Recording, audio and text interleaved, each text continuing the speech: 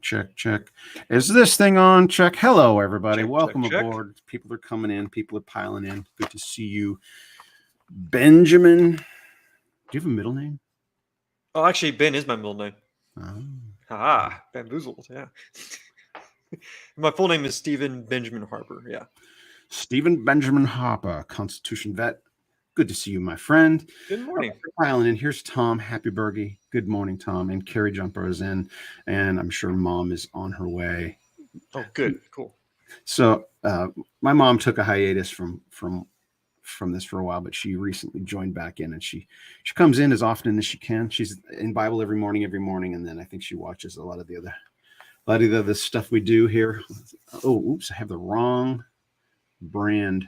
Still says Bible every morning up there. Hold on. Oh, there we go. All right.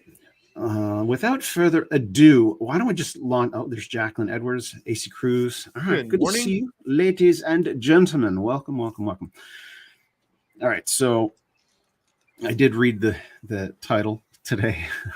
Normally Gina sends an email, but she's gotten really busy lately. Yeah. But I thought this is perfect thing to cover. I did talk a little bit about this with Doug Tenaple on our Friday morning fiasco that anybody can find over on Rumble later today. We post that on Rumble. You can go to Doug's locals page and he posts it there. Doug Tenaples. All right. Enough of that. People are coming in. Chipper 31. That is a name that I don't recognize. Good to have you, Chipper. Welcome aboard. Let's see. All right. New Mexico governor health order reversed. Oh, okay. I didn't actually read the whole title. So tell me. Well, let me tell you what I know. Let's go. Let's do it. I'm just gonna tell you what I know, and then I want to hear your take. All right. So New Mexico governor. What day was it? It was like Wednesday, Tuesday. It was recently. It wasn't even that long ago. It was a few days ago. Yeah, it was this week. Yeah. What's her name? I don't even know her name. The New Mexico governor, whoever that is, passed an executive order, as governors want to do, as the tyrants sometimes are wont to do. New Mexico governor, in one fell swoop, turned a whole bunch of her citizens into felons. Yeah. Like in one fell swoop, you're all felons. Oh, Jenny Cotton, welcome in. I'm glad you love our show. Welcome aboard. So she issues this order. No more guns.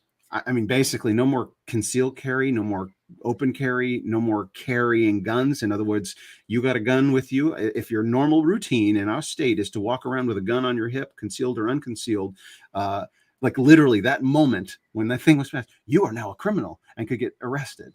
Right? That's what she hoped. That under the guise of it's reserved Public for me. health. Yeah, it's an emergency. Public health emergency. Yeah. There are emergencies that I am allowed to suspend the Constitution, apparently. That's what she thought. I mean, that's what she believed, I guess, apparently. Uh-oh. We're having trouble streaming to your destination. It's possible the stream was ended or deleted on the destination. Uh-oh. So are we still on YouTube? It was Rumble. Sorry. So it was Rumble, not YouTube. We're still on YouTube. You guys can still see us and hear us, right? Sorry for that distraction. I see you in there. Somebody make a comment so that I know you're still watching us, because I think Rumble ended. There was a technical issue. I see. The Constitution is so big. It's so powerful. It causes us to lose speech. Okay, there. Okay, Carrie, thank you for I was like, I don't see anybody commenting. I got a notice. Sorry, as I was speaking, whatever I was saying, I got distracted by our Rumble feed. If anybody was watching on Rumble, got disconnected. Some technical issue. All right. So I guess there was some 11-year-old who was, I don't know the details of what the specific was. Somebody died in a gun issue, a gun accident, something happened, and she's like, I as the governor have the power to save lives. I'm going to stop guns from existing. period, right? No more guns. Yay, I solved it. Like some Poof, Democrat gone. Problem tyrant solved. thinks, right? She thinks she's God, like waves her hand. There are no longer guns in New Mexico. Now no one Nothing will to ever see here. die. No Nothing one's to going to see die here. from guns anymore, except the people who disobey the law. Now all your law-abiding citizens are criminals, and all your criminals are free to use their guns as they normally do by ignoring you. All right, there. That's my It's like that Madagascar meme with the penguins. We did it, boys. Gun violence is gone. yeah, right. Snap of a finger. God. No more guns. All right. Well, Yeah, so so this actually is very fortuitous because in a couple days, on September 17th, guess what holiday it is? Constitution Day. uh, Yeah. Yeah. This is just it's just so perfect. So here's the thing. somebody name of the governor. I think that's what Marjolin. Sorry if I'm mispronouncing Marjolin Tinsley Brock. I think Michelle Grisham is the name of the governor. I think that's what she's saying. Yes. Okay. Okay. Sorry. Go ahead. Yeah, so this is great. Because here's the thing. Okay, let me just break this down. All right. As an early celebration of Constitution Day, okay, whenever there are tyrants who pass executive orders like this, who just pass decisions like this, okay, let's make one thing very clear. Okay. Number one, the governor is part of the state executive branch. Does that branch make law? No. Oh. That branch does not make law. So for her to say, if you do not do this, it will be illegal, is completely null and void because the governor does not make law. The legislative branch, the state legislature, the state senate, the state house, where the people are voted to represent, they make the laws. Okay. So there's that. Okay. Number two, it's easy for any American to say, hey, that violates my rights. And that you have every right to say that. Because guess what? This does violate your Second Amendment right, the right to keep and bear arms. However, let's go one step further. Okay. You can say it violates my rights, but to really have ammunition, no pun intended, No pun intended. to defend yourself, also say this. This is a little tip for y'all listening and all y'all watching. This also violates case law. All right. That's the key buzzword. Okay. And this applies to any situation when you're dealing with anybody in the executive branch, whether it's the governor, the police departments, they all fall within that same branch. Okay. Right. Executive. If you say this doesn't just violate my rights, it violates case law because that's specific. That's exact.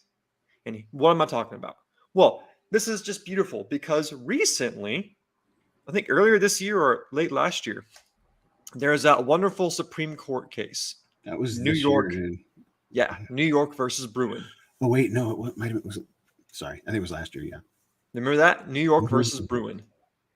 This was the case where New York wanted to basically create this system where you had to provide a reasonable, valid reason to get a firearm license.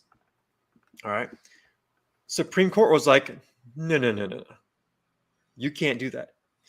In fact, there's a wonderful website called oyez, oyez.org. This website provides summaries of case law. And here it is, verbatim. Okay. This is beautiful. New York's case requirement violates the 14th Amendment by preventing law-abiding citizens with ordinary self-defense needs from exercising their Second Amendment. Now, let me unpack that. It doesn't just violate the Second Amendment, it violates the 14th Amendment.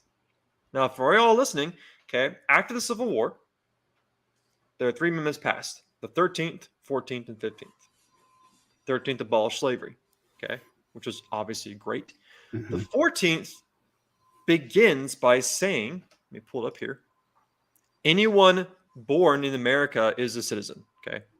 Most people just associate it with just that. But guess what? There's more.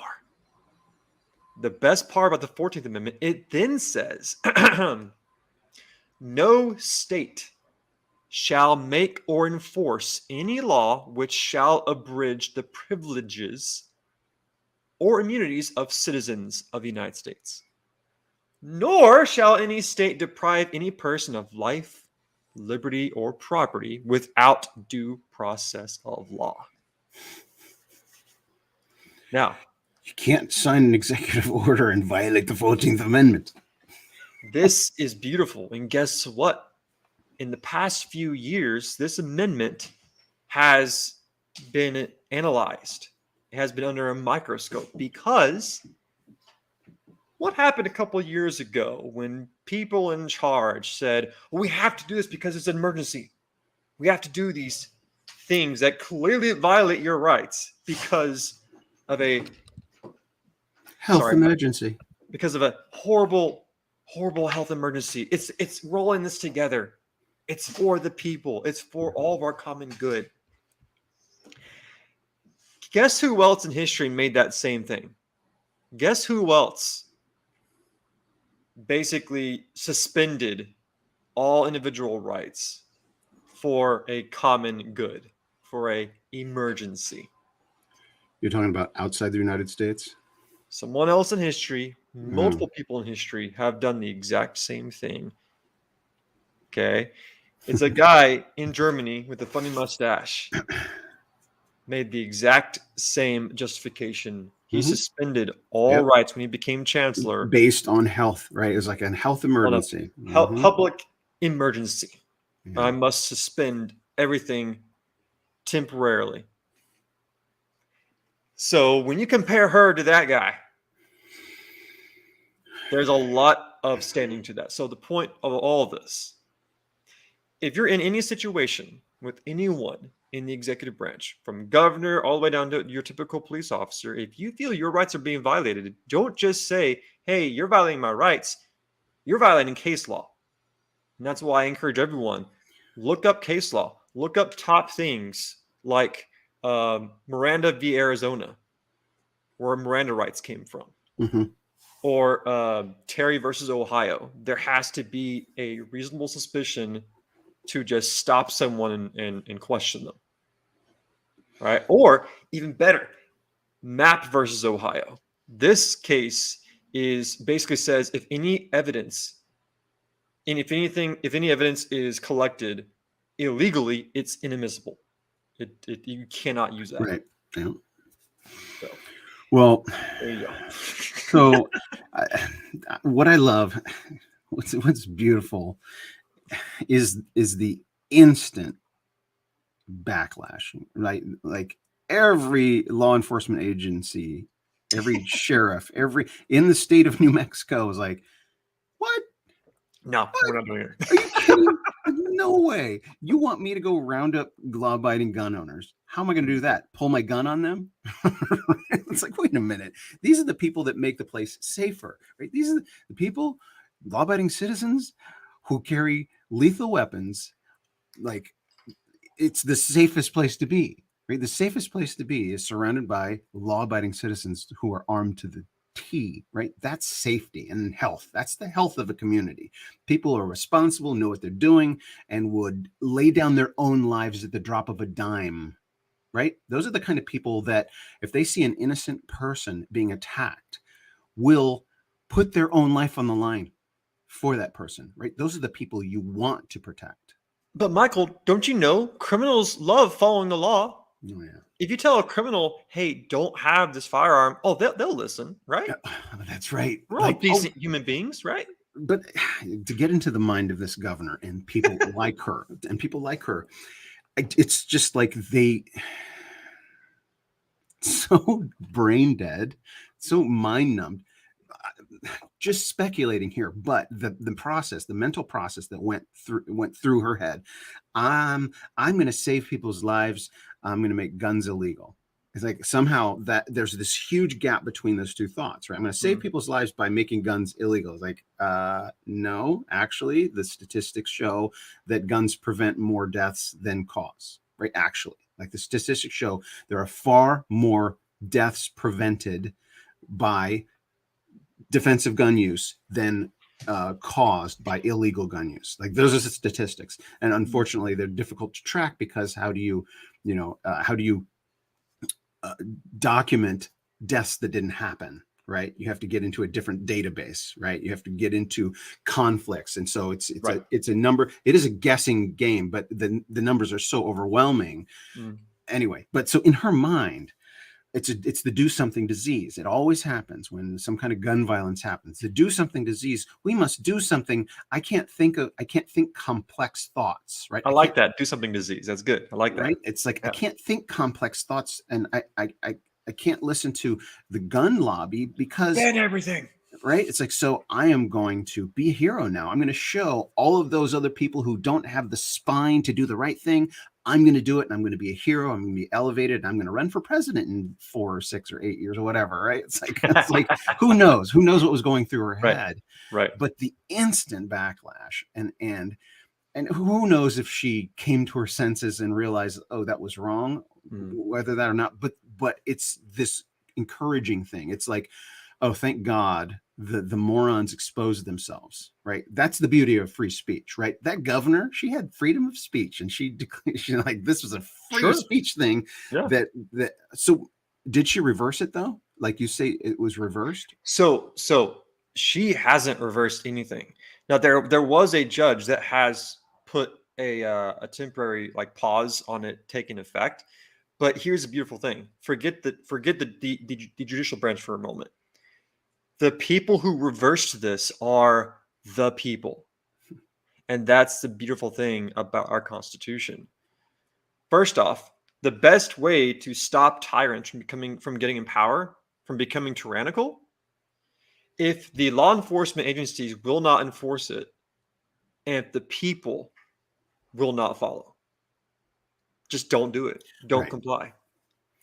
That's how they lose their power completely. Right. It's like pass a law, and what tends to happen, like passing a law without putting the legwork, the thought, like the legwork meaning the thought process into what would go into that. Like, oh, okay, so now all those people have to change their daily habits because they're criminals, otherwise blah blah blah.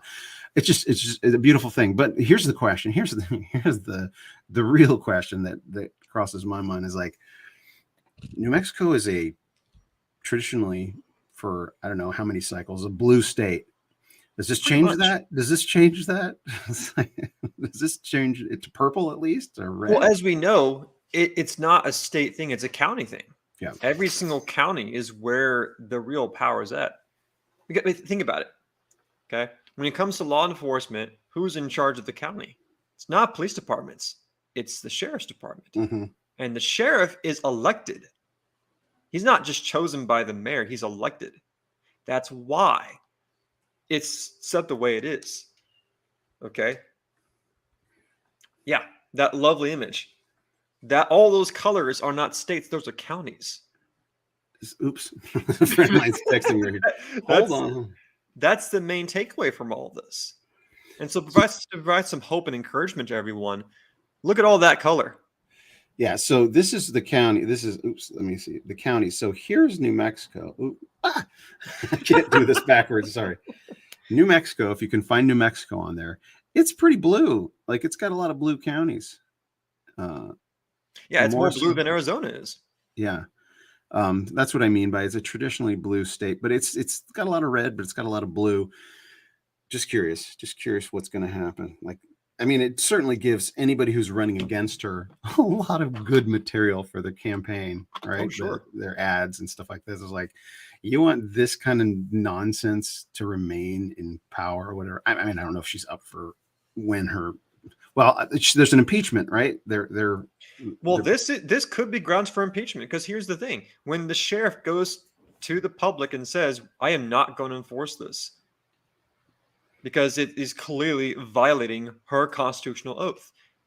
And what's even funnier, if you even left-leaning organizations, left-leaning people are also giving their distance. Right? David Hogg of all people is speaking out against her. Like CNN, there's a CNN girl who was interviewing her, and she was like, "Yeah, but doesn't this violate the Constitution?" Yeah. And the governor was like, "Well, we'll see." we'll see. You should already know this. You should already know if it does or does not violate the Constitution. But bottom line, the one good thing that came out of 2020, the good thing came out of 2020 is that I firmly believe we as a culture, the people, are not going to just blindly comply ever again. Now the people are more willing to say, hold up, time out. No. What do you mean no? No. I'm not going to comply. I will not follow that order because that's not, number one, it's not a law. Number two, it's not constitutional. Number three, it violates clearly articulated case law. When you say those three things, it's hard for them to retort because you just showed them, yo, you can't do this. Yeah, on that, like, let's follow that. And that's what I believe. They're trying to reinstitute mask mandates, and here's a new round of vaccinations, and Sure. And they're what it feels like is they're testing they're testing their playbook, right? It's like, okay, we did this once. We were successful at getting the majority of states to lock down and transform and to institute, emergency, lockdowns, etc. But then they see the fallout from that, and it's like, I just don't see that ever happening again, right? Like you were saying, the violation of the 14th Amendment that was just so blatant, in the tyranny and the just the power grabbing of governors. Each governor is like the president of their own state, and so they have like, all of a sudden, with this one fell swoop, all of these governors, primarily Democrat governors, but some Republican governors are feeling the effects of their special powers, right? Every one of them got special powers. It's like, oh, we've set aside the Constitution in certain instances, and now we can do certain things that we were hindered from doing previously. And the people rebelled and pushed against that, and the evidence is in that more deaths were caused by doing that. Right? Actually, more deaths were actually caused by locking down than by just leaving things open. Right? Those are the statistics, and the people in the know understand that, but they still want power. And it's like, so I don't think there's going to be another lockdown. I don't think there's going to be mandatory vaccinations. There'll be pockets. Right? There'll be businesses and institutions that go along, but it won't be as draconian, as widespread as it was. They'll try. But then what? What's their other play? Because I'm thinking, 2020 was not a free and fair election, right? 2020 was not, and it's the first blatantly obvious case in history so far, and so that changed the course of our nation forever. And so they want to repeat it in 2024. Lockdowns won't do it again. Like, they can't do it. So what is it? Ukraine? Like, that's one of their pieces on their chessboard, is like nuclear war with Russia.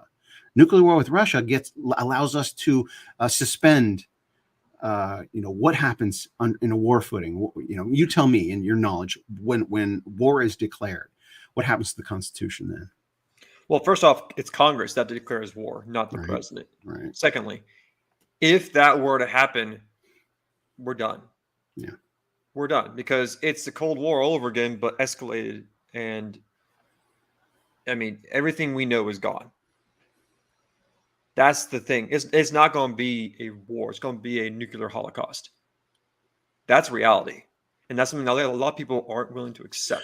Well, I'm not even talking about the bombs going off. I'm just talking about declaring. Okay. But that is a good point. What would it take for actual war to be declared?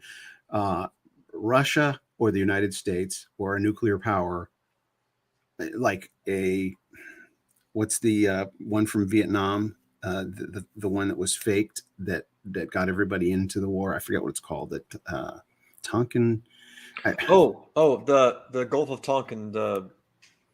It was a dubious attack on U.S. naval ships. Right. I say dubious because it's still like, was it really? Right. The argument is that that was staged in order to sway the American public. Right. We're getting attacked. We must go and defend ourselves. And Same so, thing happened in the Spanish American War. Um, uh, I can't remember the name of the ship, but there's an American ship based out of Cuba, and it was blown up, and it's like up the Maine, USS Maine, and the American public was like, remember the Maine, remember the Maine. And it's like today historians are like, was it actually Spain or was it another more right. suspicious thing? So guaranteed that the war games have been plotted, right? That there are people that this is their job every day to sit and scheme and plot what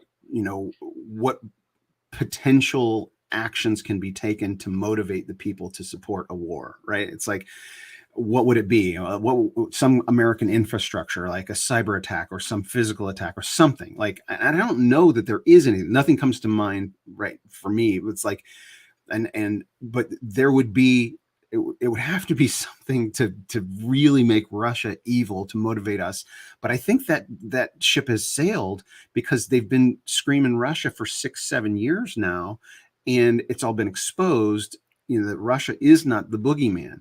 All nations are evil, right? Everybody has evil in them. The United States is evil because we've killed 60 million babies, right? We're evil, right? Russia's no more evil than us. They're evil, but they're no more evil than us because of the evil that we do every day. And so I think the ship has sailed of finding a singular boogeyman to motivate the masses. So I mean, that's a good thing that I don't think that would work, but it When the doesn't put it masses, past. But it doesn't put it past them, right, like this Democrat governor right. thinking wrong, like, well, this will do it, and somebody with power making a stupid move, right? And so I can't imagine. Well, But when the masses don't comply, the tyrants lose power. That's the main takeaway. and Do that's what's not comply. happening. It's what's happening right now. Like the power of this administration is just quickly dissipating, and so they get more desperate as they recognize it, because they recognize it. They recognize it. Biden's numbers are going down, Trump's numbers are going up, and the people like are being red pilled, and they see these numbers and they're getting panicked. They're trying to figure out who they're going to put in Biden's place, and certainly not Kamala Harris. And Gavin Newsom said he's not going to, and Michelle Obama hasn't. Blah blah blah. Like they're scrambling. So, it's a big question mark, but a question mark that is hopeful, right? I don't think we're going to go to nuclear war. Some people think it's an inevitability, but I don't. Well, bottom line, no matter who's in charge, the tyrannical powers will never be able to fully control people who have the ability to do this. Right. That's the beauty. Like, that's where this all started. The Second Amendment, right? Yep. It's like, and I have come to this conclusion recently within the last year or so in thinking about it. It's like, oh, it's the Second Amendment that saved the world, that will save it. We're the only country that has such a thing as a Second Amendment, and it's not going away. And the Supreme Court just made sure it's not going away. And there will not be a ground invasion in the United States of America because of the Second Amendment. You cannot evade America because there's too many crazy Americans with them guns, right? You just can't do it. So that's hopeful. I mean, it's gradual progression in the right direction. We got tyrannical leaders come and go, but righteousness prevails, right? And that's the thing about Christianity. It transcends all borders. We're not talking about Americanism here. Yeah, America is a Christian, that was established as a Christian nation and God-fearing nation, and has thrived because of it. And then we left God, but God is still involved. But God is involved in the whole world, and we as Christians are connected to the whole. And that's why these Democrat or Republican administrations that enact policies against Christianity, you can't crush Christianity. It only gets stronger and stronger, and exposed. And the true Christians are exposed through adversity, and that's what the lockdowns did. They differentiated churches that believe in our rights and churches that are like the churches in Nazi Germany that went along with Hitler. Right? Yikes! Sorry, that went to a scary place, but. I'm going to, again, we're almost out of time. I'm going to turn this over to you to sign off for us, Constitution Vet. Time flies. Patriots out there, never forget, If you think your rights being violated, say my rights being violated. Here's a case law supporting it. Bottom line: never surrender, never submit. It's all good news. God is in control. And thank you all for joining us. I really love these times with Constitution Vet. He's a breath of fresh air. Good to see you, my friend. You too, man. And I think we're on again for next week. I think so. Yeah. I might have a job interview, but right. we can talk about that later. All right. Love you, brother. Later. Bye, everybody.